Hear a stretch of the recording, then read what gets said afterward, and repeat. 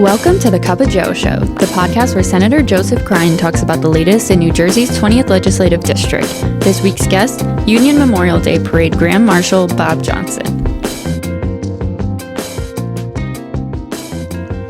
Hello, everybody, and welcome to the episode number 10 of A Cup of Joe.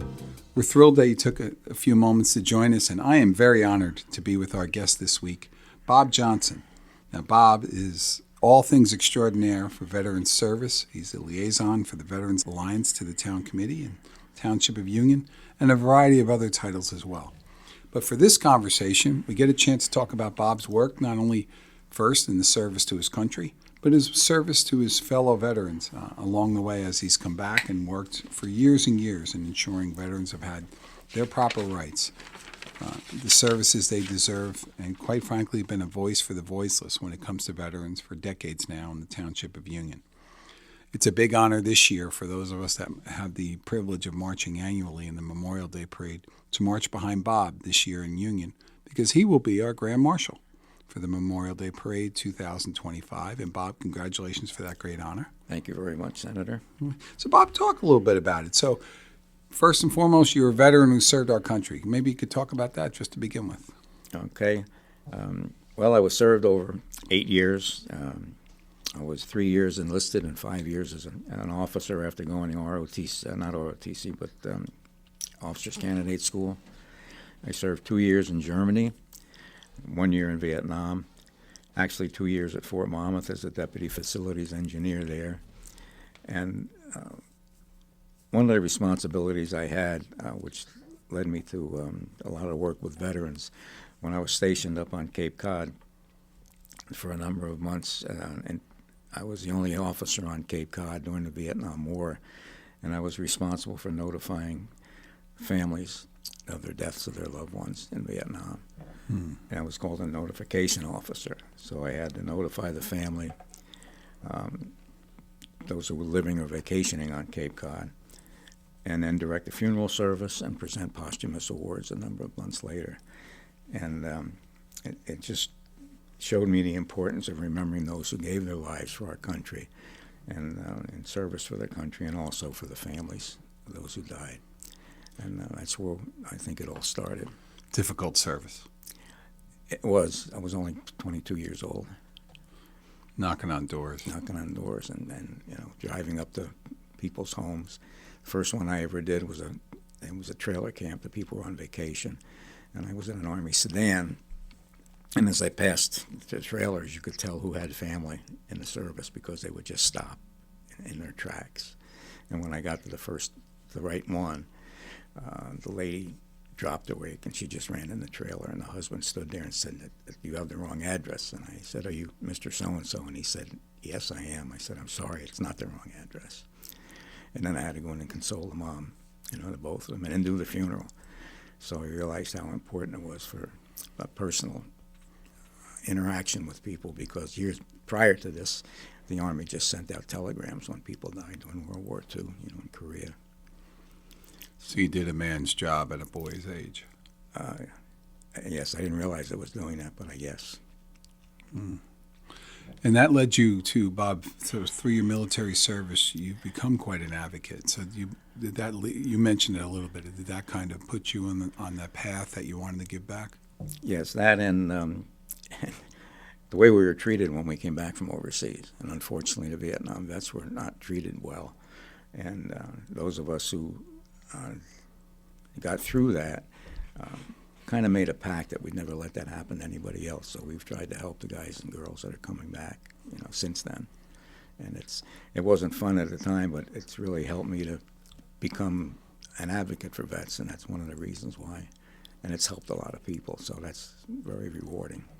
So that kind of pact where folks and veterans who served like yourself in the toughest war, many say, and do you believe that that's what's led us now to, I think collectively as a nation, one of the few unifiers among us all is service to our country and veterans and those in the armed forces that have chosen to step up? I believe so, because people finally realize it's not what the reason behind it is, it's the reason for what they're doing. In other words, veterans are serving their country, and it's not their fault what they're doing or where they're at. They're just trying to serve their country and do what they're told and what they think is right. Your work has made a real difference, Bob. And so let's talk about that a little bit. First, let's transition a little bit to Memorial Day, the upcoming holiday. And holiday is one designated term for it. But Bob, maybe you could, just for those of us who didn't serve, talk about, first off, the difference between Memorial Day and Veterans Day. Sure. Veterans Day is a day for honoring all servicemen and women. And Memorial Day is set aside just for those who gave their life in the service of their country. So, for example, those families who we would think of today that you did the notifications for, right. Those heroes heroes we lost would be those folks. Right, the Gold Star families, as we call them. The Gold Star families. Yeah, which we will hopefully will have a Gold Star family with us in the Memorial Day Parade. So, Bob, let's talk about the Memorial Day Parade here in Union. It's been there for some time. Maybe you could give us a little bit of background on it, history, organization, those sort of things. Well, about 15 years ago, a group of us, Nancy Theresa, Anthony Theresa, myself, and a gentleman named Ed Graff, decided to start a committee to get the Memorial Day Parade back to the way it was years ago. And with a lot of help from the community and people like yourself and the township committee, without whose help we would never have gotten this off the ground, and the township administration have helped us remember those boys and girls who gave their lives for service in our country. And that's something that we don't want to forget or let anybody else forget. And I understand it's a holiday. I celebrate the holiday also. You want to go on picnics and enjoy your family. But at the same time, on Monday, to just take a couple hours out to remember those folks who gave their lives. So what's the importance of the holiday? The importance of the holiday is to remember that people gave their life in service of their country so that we could say and do what we want and be a free country. I'm sorry, I'm just struck by this idea of you as a young man being a notification officer as part of your 8 years of service, and not only being in Vietnam but having to go through those sort of struggles and what that must have been like for those families, and how much we can give back just by basically honoring them this upcoming Monday. Am I correct about that? Absolutely. Okay, so talk to us about it. Now, what times, little details about the parade. Well, actually before the parade on Sunday, actually it's going to be in front of Town Hall this year, we have what's called an encampment. We have Revolutionary War reenactors camping out. And they'll be putting on a living history, so that we're hoping that youngsters from the schools, grandchildren, parents come out and see how those the soldiers, and actually women also, survived and lived during the Revolutionary War. There'll be artillery. We'll have a cannon firing behind Town Hall once in a while there. They'll be dressed up. They'll have wooden rifles for kids to take pictures with them. I know Manny Figueredo loves to get his picture taken with them. He comes every year. We have artillery. We have German soldiers. We have redcoats, those who are loyal to the king. That'll be doing a ceremony. And actually, the parade, we're going to have about 45 marching units, plus 9 marching bands. So it's going to be a really nice parade and a good memorial to those who served our country. So let's shift back to the encampment for a moment. So if you're here in the Township of Union, or if you can hear our voice anywhere in the range of. So on Sunday, we can talk about, so what time does the encampment actually start? It starts at 1 o'clock, from 1 to 4. Okay. And they'll be in front of Town Hall, so everybody will see them hopefully when they go by Morris Avenue. And they can come in and park around the back and just come in, and the reenactors will be there to discuss everything that they've got, any questions they've got. We're also going to have a gentleman who's a reenactor of an African-American artilleryman, and who will be helping fire the weapon, the cannon. And there'll be a lady doing textiles, like showing how they mended clothes, and playing various instruments of the period, musical instruments from the period. So you don't have to travel to Williamsburg to see Living History. You can come to the Township of Union municipal building on Sunday and actually see what the Revolutionary War was like. Absolutely. Fabulous way to put it. Okay. And, by the way, a block or two from where the Battle of Connecticut Farms was. Absolutely, yes. So living history right here in Absolutely. town Union.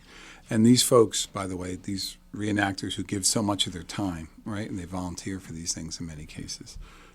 You're talking about, you mentioned the uniforms and all that, but young people can actually touch, feel, and get a sense of what it would have been like in the 1700s. They will actually put the uniforms on the children if they so desire to take a picture. And as I said, wooden rifles, and they'll look like Revolutionary War soldiers. And they do notice the cannon when they're fired. Yes, they do, especially the fire department. Okay. So, Bob, on Sunday, just to be clear, that's Sunday 1 to 4 o'clock. Yes, sir. Okay, so if folks were looking at their GPS, for example, they might put in 1976 Morris Avenue and just be at the back. Okay, so that's Sunday. So on Monday now, the big day, so to speak, and it is a big day because if we care about our country, we care about those we've lost, right? So it's a very big day. So Sunday starts at, what time and where sort of thing? The parade kicks off 10 o'clock in front of the VFW, Stop and Shop VFW area, and actually stretches from there back to Oakland Avenue. The fire department, all their moving units will be bringing up the rear. And it'll go down Stuyvesant Avenue. The reviewing stand will be by the Cannon, Elmwood, and Stuyvesant there. It's the best place to watch the parade because all the units, the bands will stop there and do a little performance. And then it goes down to Connecticut Farms. And on Wewanna, which is the street between Connecticut Farm School and the parking lot in the park, the Honor Roll Park, there'll be a reenactment of the Battle of Connecticut Farms there immediately after the parade.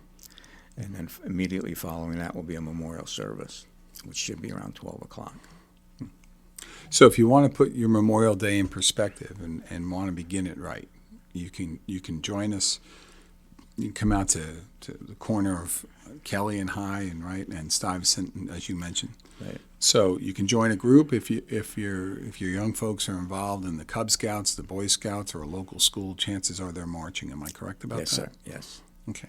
And you mentioned 45 units in total, and how many bands? Plus 9 marching bands. Okay. Does that include Union High School, for example? It includes Union High School, a band from East Orange, from Newark, Union County Pipe and Drum. We have some mummers. We have string bands. String bands are pretty popular. They are. They are. The kids love them. Actually also have some stilt walkers that'll be going up and down.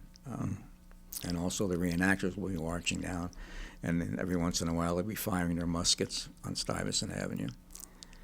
It's quite cool, actually, isn't it, when you see them march in formation? Yeah.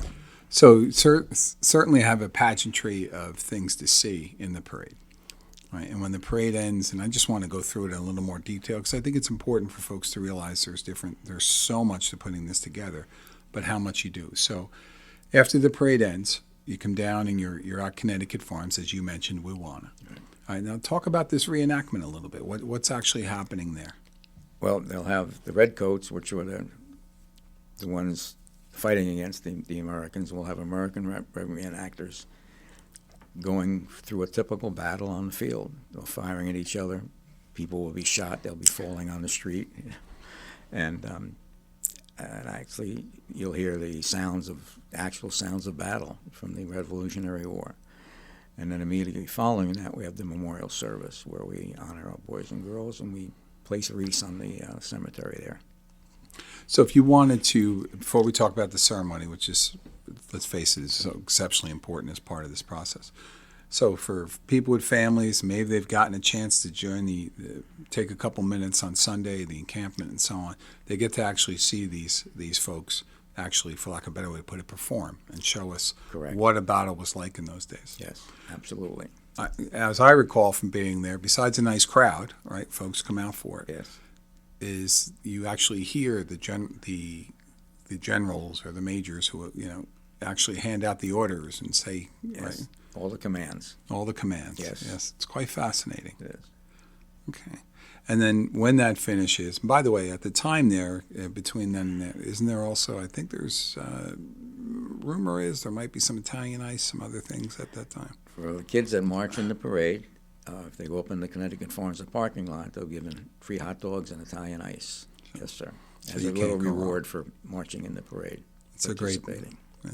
So as we do that now, and then when the enactment finishes, and maybe the kids have had an Italian ice, maybe the most important part of the day. We can certainly debate that, but it's all important. We are at Memorial Park. Am I correct? Yes. Okay, and then can you talk to us about what the ceremony entails and participation and those sort of things? Well, it's about honoring those who served our country and lost their lives, and local civic groups and we have the veterans groups purchase wreaths that the local communities and organizations will bring those wreaths up and place them around Honor Roll Park in memory of those who died for our country. It's very moving when you watch the wreaths be placed and the Yes. silence. Matter of fact, the only thing you can really hear, in all honesty, are the cars going by on Route 22. That's true. Yeah. Right.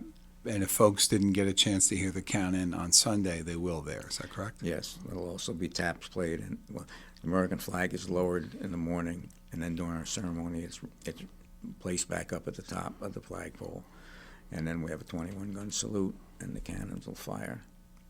And then correct me if I'm wrong, Bob, but we also, I think, if memory serves me right, besides speeches from elected officials, we also remember some of Union's folks that we've lost along the way as well. Do we not? Correct. Okay. Yes. So we're in this very special place, right? Literally in the shadows of Connecticut Farms Church in Honor Roll Park. And we are celebrating the best among us who have given the ultimate among us. And it's in this moving time.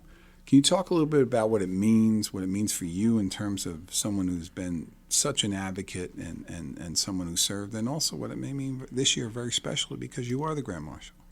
Well, thank you. It's an honor, one that I didn't go seek out. Anybody knows you, Bobby, knows you didn't But, seek anything. Anything to bring attention to the parade, to what the community does, and what our town fathers, you included, who have helped us so much over the years, to bring back the Memorial Day celebration of those who gave their ultimate life, the ultimate sacrifice. So it means a lot. Again, having served in the country in the different positions that I served in, to be able to help our community remember those who lost their lives and gave their lives.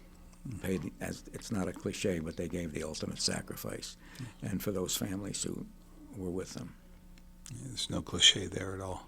Bob, if you could talk a little bit about, and I just want to kind of bring it all together. So for families, you have Sunday and you have Monday, and then even when things finish, I think folks can come back to the VFW. Am I correct about that?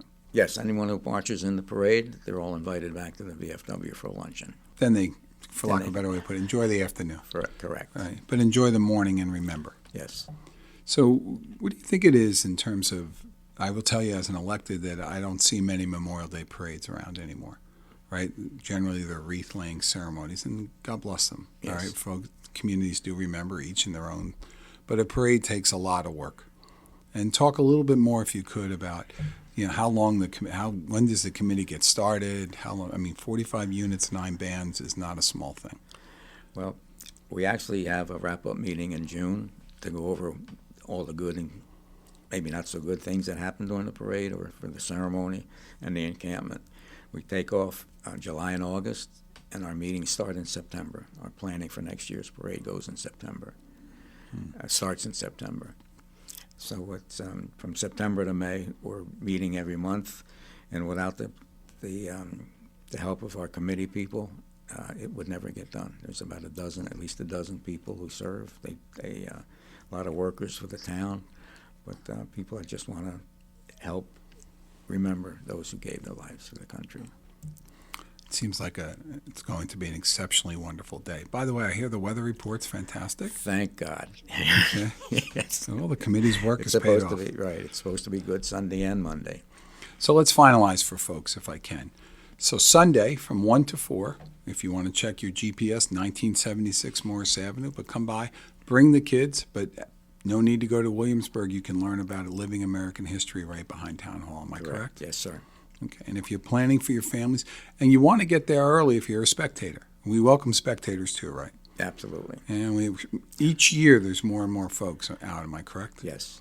Now they close the roads out at 9 o'clock, so it's good to get there early or park close and walk. It's a great day. It's going to be nice weather. Well, some folks are smart enough now, they have their seats in the shady side. Yes. Right? They know the sun and the shade, and that's Right. that's a good thing too. So if you want to, come on out and join us, be a spectator, or join us. We would love to have more participants marching with us. Am I right about that? Yes. Everyone's welcome. Yes. So 10 o'clock, the parade begins. Okay, in front of the VFW and all the way down to Oakland Avenue, on Stuyvesant Avenue, we begin. Yes. So if you want a marker, you can mark the VFW, the Stop and Shop. But if you know Union at all, we will see you out there. And then we'll march. We'll enjoy a reenactment. Yes. Okay, and then we'll honor our brave heroes who we've lost through a very special memorial ceremony. Correct. And we get the chance to do that all while walking behind someone who inspires us each and every day with his advocacy and his work for veterans. And that is the great Bob Johnsen. Thank you, sir. Bob, it's been an honor to have you here today. Been an honor and a pleasure to be with you, Senator. Okay. And I will tell you, for all of us, it will be a great honor to walk behind you and remember those who gave the ultimate sacrifice. This Monday, Memorial Day, 10 o'clock in the Township of Union. We'll see you all there. That's a wrap on this episode of A Cup of Joe, hosted by Senator Joseph Cryan. Thanks for watching, and until next time, stay informed, stay engaged, and we'll see you again for another cup.